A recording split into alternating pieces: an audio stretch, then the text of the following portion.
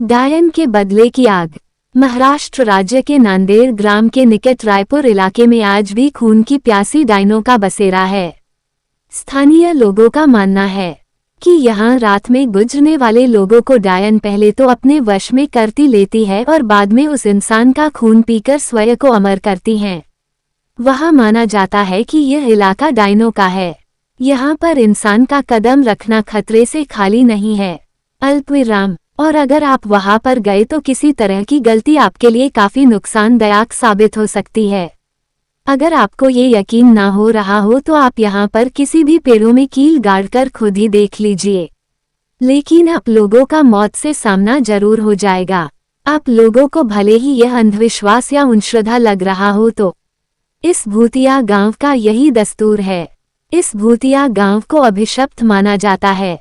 यहाँ पर एक दो नहीं बल्कि सारे इलाकों में डायनों का बसेरा जमा हुआ है।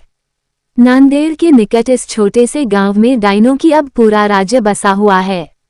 यहाँ पर ऐसा माना जाता है कि पहले यहाँ एक डायन रहा करती थी, लेकिन डायन ने गांव की कुछ लड़कियों की आत्मा को अपने वश में करके उनको अपने साथ लगाई।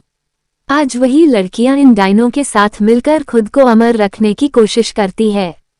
ये गांव की वही जगह है जहां वास्तविकता में यहाँ के पुरुषों को रात में निकलने पर प्रतिबंध है। कब किस कौन सी जगह पर डायन उन्हें अपने वश में कर ले कोई नहीं जानता है। अभी तक यहाँ पर कुल 42 ऐसे मामले आ चुके हैं जिनमें से पुरुष लापता हो गए, लेकिन उनका अभी तक कोई अता पता नहीं चला है। यही माना जाता है कि डायन उन पुरुषों को मार दिया होगा। रायपुर में पेड़ों को काटने पर भी प्रतिबंध लगाई गई है। यहाँ पेड़ों के ऊपर डायनों के रहने की बात बताई जाती है। एक बार एक पेड़ काटने पर गांव के एक मनुष्य की मौत हो गई थी। तब से ही माना जाता है कि डायन का पेड़ काटने पर ही उसकी मौत हुई। यहाँ पर एक टूटी हुई हवेली के अंदर एक छोटी सी कोठरी है जिसमें कोई भी नहीं आता जाता है और माना जाता है कि इस अंधेरी कोठरी में जो भी गया वो वापस कभी लौटकर नहीं आया है। 16 लोगों की मौत की गवाह इस भूतिया कोठरी को यहाँ के प्रशासन ने भी सील कर दिया है। डायनों को अपने वश में करने के लिए यहाँ पर कई तांत्रिकों ने अपनी पूरी शक्ति लगा दी, लेकिन इस बीच 5-6 तांत्रिकों को भी मौत हो गई, जिसके बाद तांत्रिक भी यहाँ की डायनों को अपने वश में करने से घबराने लगे। कहा जाता है कि गांव में हर अमावस्या और पूर्णिमा की रात को कोई बाहर नहीं निकल। हालांकि यह काफी पुरानी बात है। अब लोग अपने घरों को अच्छे से बंद करके घरों में रहते हैं।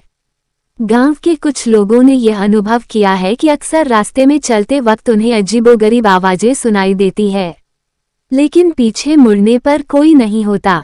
गांव के रंजीत नाम के व्यक्ति ने तो अपनी बाइक पर एक डायन को लिफ्ट तक दी थी।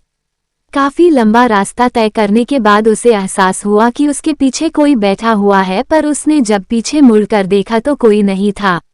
रायपुर के लोगों का मानना है कि यहाँ कई साल पहले एक खूबसूरत महिला के साथ गांव के कुछ लोगों ने बलात्कार किया था। उसे बंदी बनाकर रख लिया और बाद में उस महिला की बेरहमी से हत्या कर दी। इसके बाद वही डायन बनकर यहाँ अपना बदला पूरा करती है।